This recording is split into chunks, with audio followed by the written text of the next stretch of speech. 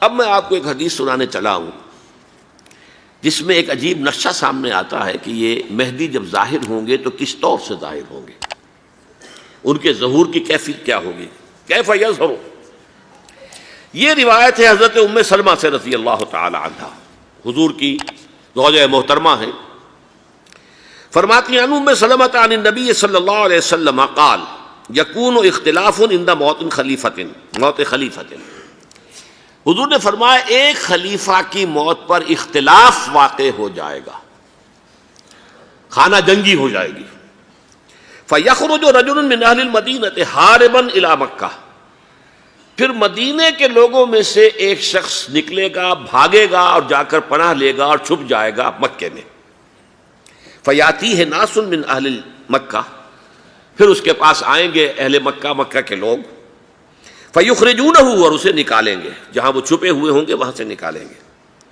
وَهُوَ كَارِهٌ، اور وہ بالکل اس کو پسند نہیں کر رہے ہوں گے، نہ وہ خواہش مند ہوں گے کہ ان کے ہاتھ پر بیعت کی جائے، نہ وہ یہ چاہیں گے کہ وہ میدان میں آئیں اور ان کو جو ہے اپنا لیڈر مانا جائے۔ وَهُوَ كَارِهٌ فَيُبَايِعُونَهُ بَيْنَ الرُّكْنِ وَالْمَقَامِ، لیکن لوگ جو ہے پھر اصرار کے ساتھ ان کے ہاتھ پر بیعت کریں گے رکن اور مقام کے درمیان۔ رکن وہ کونا ہے خانہ کعبہ کا جس میں حجر اسود لگا ہوا ہے، اور مقام ابراہیم جو ہے، ان دونوں کے مابین جو یہ علاقہ ہے یہاں پر وہ بیعت ہوگی۔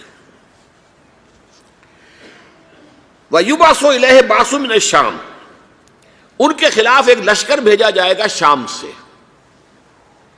نہیں کہا جا سکتا کہ باسی حکومت اس وقت کی جو ہے اس کی طرف سے کوئی مسئلہ اس طرح کا اٹھ کھڑا ہو، اس لیے کہ ابھی تو بہرحال باسی حکومت وہاں ہے۔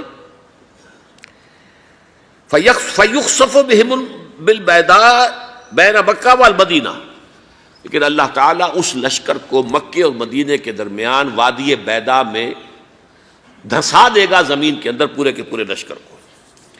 فَإِذَا رَأَى النَّاسُ ذَلِكَ، جب لوگ یہ دیکھیں گے کہ اتنی بڑی نشانی ظاہر ہو گئی، أَتَاهُ أَبْدَالُ الشَّامِ وَعَصَائِبٌ من العراق فَيُبَايِعُونَهُ، اب شام سے سارے کے سارے جو اولیاء اللہ ہیں وہ بھی آئیں گے، اور عراق سے جوق در جوق لوگ آئیں گے اور ان سے بیعت کریں گے۔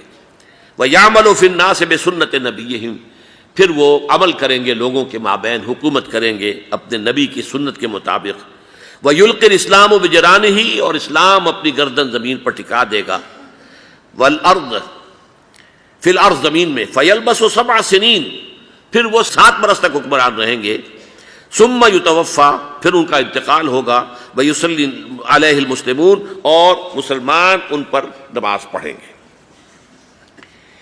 یہ جو میں نے آپ کے سامنے نقشہ کھینچا ہے، اس سے اب میں ایک نتیجہ نکالتا ہوں، اسے بھی میرا گمان کہیے، اختلاف بھی کر سکتے ہیں آپ، اگر اس کو وزنی سمجھیں تو قبول بھی کر سکتے ہیں۔ وہ یہ ہے کہ میرے نزدیک ان کے ظہور کا وقت قریب ہے، اور اس کی تھوڑی سی بعد میں مجھے معلوم ہوا کہ جین ڈکسن غالباً نام ہے امریکن اس کا، جس نے یہ پیشن کوئی خبر دی تھی کہ 1962 میں عالم عرب میں ایک بچہ پیدا ہوا ہے کہ جو وہاں کا نقشہ بدل کر رکھ دے گا۔ یہ جین ڈکسن کی غالباً پیشن گوئی ہے۔ بہرحال مجھے اس کی پیشن گوئی سے کوئی دلچسپی نہیں ہے، میں تو جو احوال دیکھ رہا ہوں، یعنی اسرائیل کا قائم ہو جانا، اور اس کے بعد اب یروشلم کا مسلمانوں کے ہاتھوں سے نکل جانا، اور اب گویا کہ وہ الملحمۃ العظمیٰ جو ہے تلی کھڑی ہے، کسی بھی وقت جو ہے یہ جو ہے وہ لاوا پھٹ سکتا ہے، آتش فشاں پھٹ سکتا ہے۔ تو یہ تمام حالات ایسے ہیں کہ جن کی وجہ سے میں سمجھتا ہوں کہ ایک تو جو قرآن مجید کے اشارات میں نے آپ کو بتائے، 14 صدیاں، 14 دن میں چاند کا پورا ہونا، والقمر اذا اتسق، 14 دن میں 14ویں کا چاند۔ اسی طرح اب یہ 14 صدیوں کے بعد یہ صدی جو 15ویں صدی ہے، یہ در حقیقت ظہور امام مہدی کی صدی ہے۔